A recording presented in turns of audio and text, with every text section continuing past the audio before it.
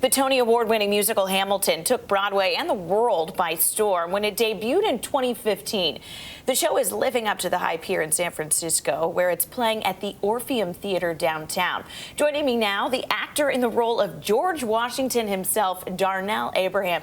And Darnell, first off, you are California born and bred, so what's it like being here, being able to perform? Oh gosh, it is so good to be back home. I mean, I love my state. I mean, my wife and I, we've been living in New York for about 10 years now, but there's no place like home. Call me Dorothy. And it's the same time zone as your own family, which my family's on the East Coast, so I can empathize with that. You don't have to be like, what time is it there when you're calling them in? Have they been able to come see you? They have, yeah. And what's their take?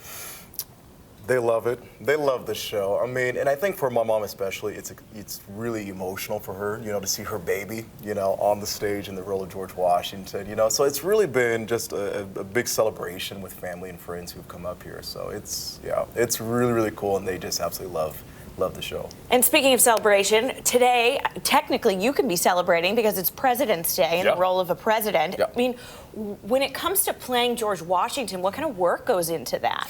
You know, well, there's a lot of reading, obviously starting with the script, you know, because I want to make sure that I'm telling the story that the creatives have created. So there's that, but also it's doing, you know, research on, you know, who was this guy, reading biographies. Right now, History Network is doing a 3-night series on Washington, so you better believe I am glued to the screen, you know, and learning some new information about this guy. And so there's that, and then also as actors, we bring ourselves to these roles. So it's also reconciling all of that and creating this three-dimensional character. It's interesting. I mean, we learn in school about George Washington, the fundamentals. Oh, first president, he was a general in the war. But was there anything you learned about him, either as a president and or as a man, that surprised you in your research? You know, he had insecurities.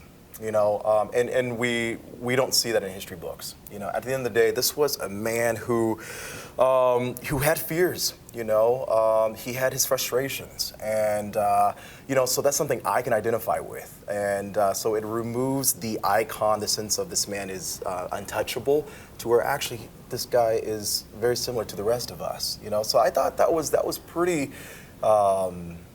That was a pretty important, you know, connection and realization that I made. And George Washington's birthday coming up on Friday, so happy early birthday to you. You know, I mean, I'm only like, you know, 200-something years old, you know. Looking good. Looking good. Those teeth don't look wood.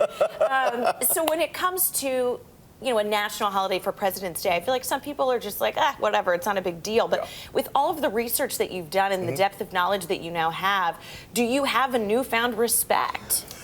100%, 100%. You know, I mean, I believe, look, freedom is not free. It isn't free. It was paid with a price. It is still being paid, you know, with a price today. You know, God bless our military men and women, you know, who are serving this country, and they are one but many, you know, individuals who are making sacrifices every single day so that way we can live in a country that allows us to live out our religious freedoms, our freedom of speech. I mean, the list goes on and on and on. So there is a newfound respect and admiration, you know, with playing the role and looking at President's Day as not just a day, you know, that we've got off, right? That we have except off for us, work, right? Here we are, you know, or you know, from school. But really, it's what a gift that they left, a legacy that they've left all of us and have entrusted us with to carry on. So so there's certainly a newfound respect and admiration for the work that these guys do. It's interesting because here we are now in a presidential election year, and this is not a question, what is your political affiliation, more about now understanding, you know, how democracy came to be in the United States and what it means to be a president. Does that change the way that you look, you know, going into a November presidential election? You know, in some ways it does. You know, leaders, every leader, you know, has their faults. There is no perfect human being on earth. I personally believe that.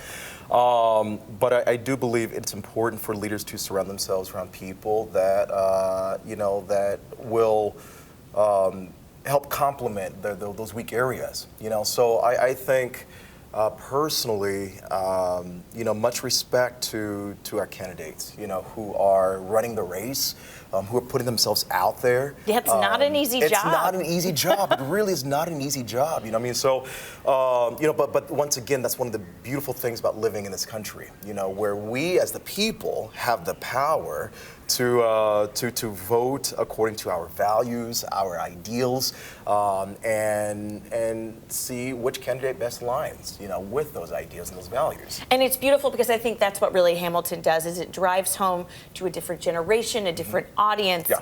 Here's the importance of something that we, in some cases, don't even teach civics anymore. Yeah. This is what you need to know, and here's how it's still relevant. Yes. Yes. And now you guys are coming up on the 1-year anniversary of San Francisco. Yeah. So again, Hamilton, the winter sale is on through March 31st. If you want to go see it, you should.